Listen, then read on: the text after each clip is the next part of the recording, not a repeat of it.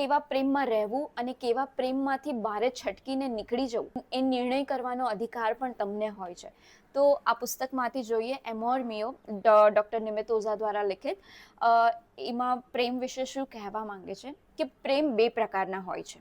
એક જે આપણને બાળીને રાખ કરી નાખે, અને બીજો જે આપણી અંદર રહેલા તણખાઓને હવા અને બળતણ આપીને પૂરું પાડીને આપણી અંદર એક પવિત્ર અગ્નિ જ પેટાવે.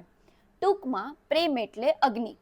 કોઈકના માટે હોળી જેવી પવિત્ર, તો કોઈકના માટે સ્મશાનની ચિતા. કોઈકની અંદર કશુંક પ્રગટાવે તો કોઈકને સળગાવે. એકલતાની કડકડતી ઠંડીમાં કોઈકને હૂંફ અને ઉષ્મા આપે, તો કોઈકને જીવનભર દઝાડ્યા કરે. કોઈકને સર્જન તરફ લઈ જાય તો કોઈકને વિસર્જન તરફ.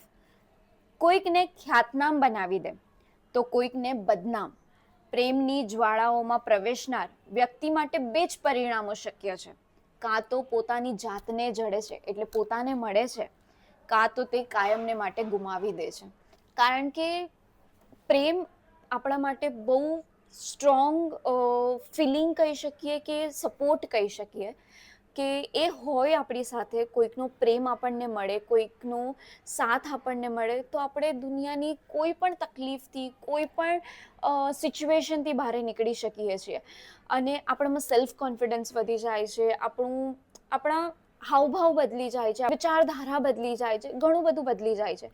અને જો એ જ પ્રેમ આપણને તકલીફ આપે, આપણે જેનાથી પ્રેમ કરતા હોઈએ એ આપણને ના સમજે, આપણને તકલીફ આપે, આપણને કંઈ પણ બોલે, તો એ પ્રેમ આપણને ચૂસી લે છે. એ આપણામાં જે હોય છે એને પણ આપણાથી છીનવી લે છે. તો કોને પ્રેમ કરવો, કેટલો કરવો અને એમની સાથે રહેવું કે ના રહેવું, એ નિર્ણય લેવાનો અધિકાર હંમેશા તમને હોય છે.